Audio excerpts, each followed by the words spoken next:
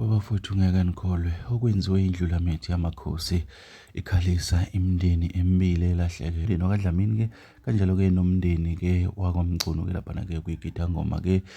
likaSicibi uhambise iy'nkomo ey'mbili ziqhutshwa ithimba lakhe kanjalo liholwa na uNgizwe Mgcunuke nodokotela-ke uDresi Sakhendi ayokhalisa-ke umndeni-ke wakaMgcunuke laphana-ke waphinde-ke uhambise ezinye futhi ayokhalisa umndeni-ke wakwaDlamini-ke laphana-ke kwaSicibi inkosi yamagcukama. Bafowethu into eyenziwe-ke indlulamithi yamakhosi-ke inkulu kakhulu. Sikhuluma-ke ngoKing Misizulu-ke laphana-ke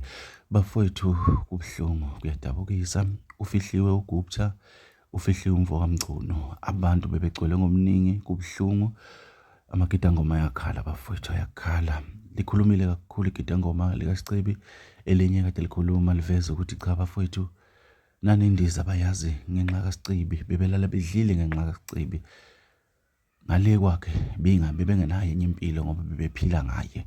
kusho igidangoma likhuluma emncwabeni welinye igidangoma ke laphana-ke njengoba kade-ke kufihlwa uGupta kodwa kubaluleke kakhulu bafowethu indlulamithi yenza ubuntu obukhulu yahamba yokhalisa lemndeni yomibili le nto bafowethu isho likhulu ukuthi yonke into eyenzakalayo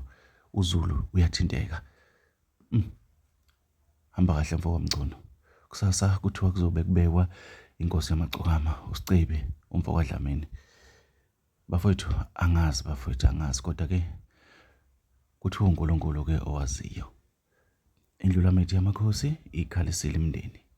siyathemba futhi ukuthi abantu bazophumelela ngobuningi babo-ke kusasa sebeyofihla inkosi yamagcokama.